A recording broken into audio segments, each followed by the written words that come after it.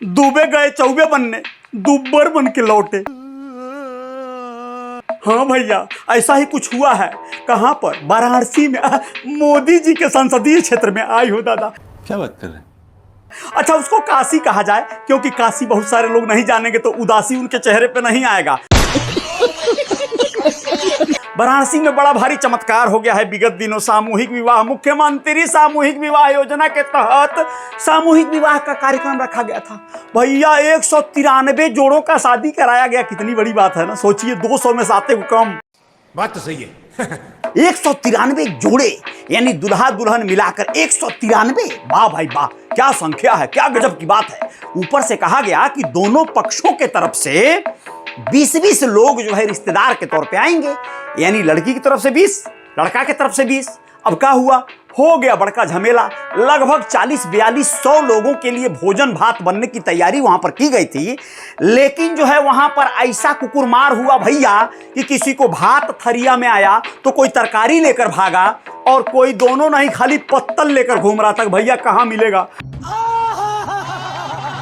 कहाँ मिल रहा हो, कहीं कुछ नहीं मिला। वैसे ही घर गया और जाकर थके हारे रिश्तेदारों का खातिर करने के लिए घर वाले खूब पापड़ बेले। अरे बाप रे बाप, क्या इमेज बनेगा मुख्यमंत्री जी का।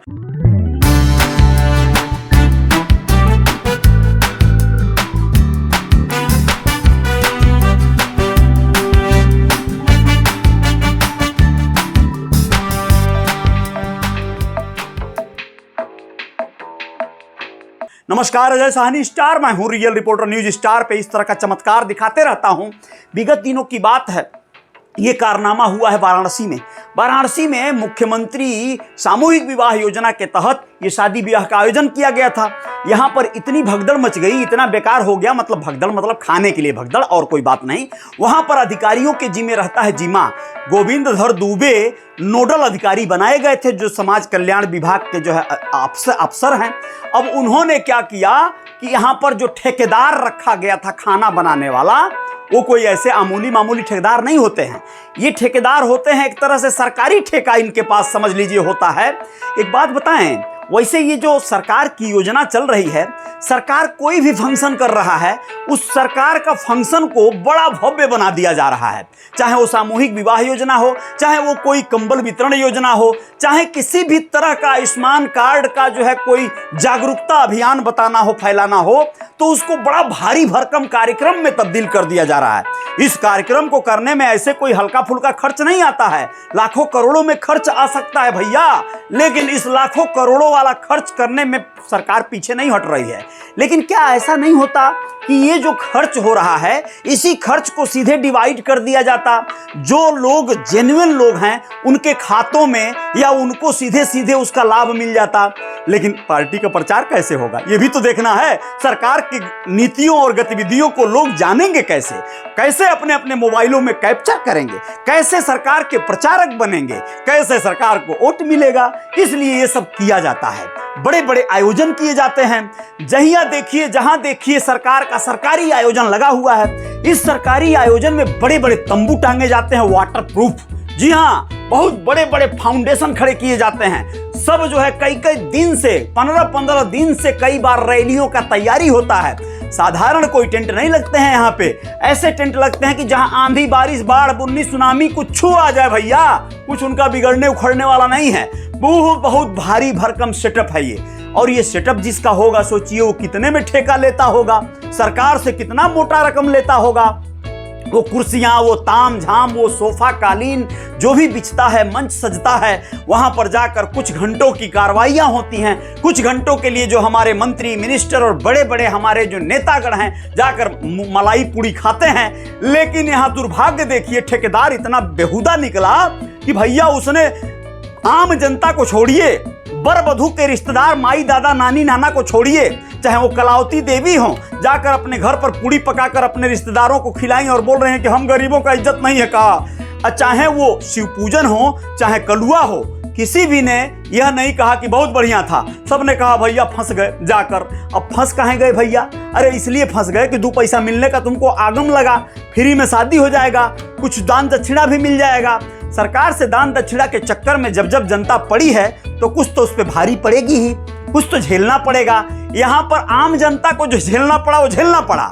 यहाँ पर विधायक जी को भी कोई पानी पूछने वाला नहीं मिला। जी हाँ, यहाँ पर ऐसे बड़े बड़े नेता और अधिकारी भी बिना लड्डू पान किए ही चले आए। इतना बद इंतजामी था। अब ठेकेदार की शिकायत लिखने के लिए सब के सब तैयार हैं। लखनऊ कार्यालय तक इस बात की झंझनाहट पहुंच गई और वाराणसी के अधिकारियों पर गाज गिरने लगी कि ये का हो गया बे, ऐसा कैसे हो गया इंतजाम, ऐसा कैसा। सब लोग बोल रहे हैं ठेकेदार बहुत बदतमीज है, बहुत बेकार है। ठेकेदार बदतमीज कैसे होता है, क्यों होता है? क्योंकि उसका किसी बड़े मंत्री जी से बहुत अच्छा जुगाड़ होता है और उसका कोई बाल बाका नहीं कर पाता है। हो सकता है वो मंत्री जी का ही कोई खास रिश्तेदार हो या कोई परिचित हो जी ठिका लेता है। यानी ये सब ताम झाम गठजोड़ और व्यवस्थाओं का खेल है भैया। इस खेल को जो समझ जाएगा वो या तो तेल लेगा या तो फेल हो जाएगा। आप लोग समझ सकते हैं तो समझ जाइएगा। जय जयकार तो जारी रहेगी। कहीं पे बहुत चर्चाएं होती हैं अच्छी, तो कहीं पे बदइंतजामियां होती हैं। तो ऐसे हालात में आप लोग क्या कहेंगे?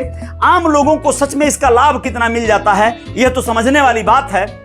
लेकिन फिर भी आने वाले चुनाव में इसका क्या परिणाम मिलेगा, इस बदइंतजामी से लोग क्या खुश हो जाएंगे या फिर कहीं उनको इस बात का दुख होगा? जो लोग यहाँ शादी करने, विवाह करने अपने बच्चों को लेके आए थे और उन्होंने किया कराया भी, लेकिन रिश्तेदारों को जाकर पूड़ी बेल के अपने हाथों से खिलाया, घर पर किसी तरह से अपनी इज्जत पानी बचाया।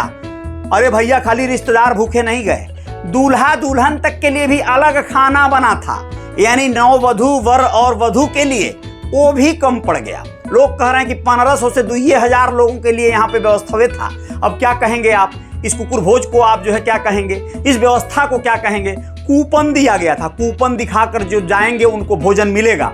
कूपन दिखा के जाने वालों को भी भोजन कम पड़ गया। कुछ लोग कह रहे हैं कि अगल बगल के गांव वाले ही आकर टूट पड़े खाने पर। ऐसे कैसे हो गया? आपने तो गार्ड लगाया था, बिना कूपन के नहीं जा सकता था कोई अंदर, तो फिर फेल कैसे हो गया? अगल बगल के लोग का जनता जनार्दन नहीं है क्या? वो वोट नहीं देंगे क्या? ये भंडारा जो है देखकर लोग ललचेंगे नहीं? उसकी खुशबू बाहर तक जाती है तो वो लोगों को खींच लाती है। ऐसा हुआ तो नहीं होगा, क्योंकि कूपन के बगैर कोई एंट्री ही नहीं था। लेकिन जो भी हो, जय जयकार तो जारी रहेगी। रियल रिपोर्टर न्यूज स्टार पे आएंगे हम कुछ और विशेष बातों के साथ। बहुत बहुत धन्यवाद, शुक्रिया, नमस्ते, प्रणाम, जय हिंद, जय भारत।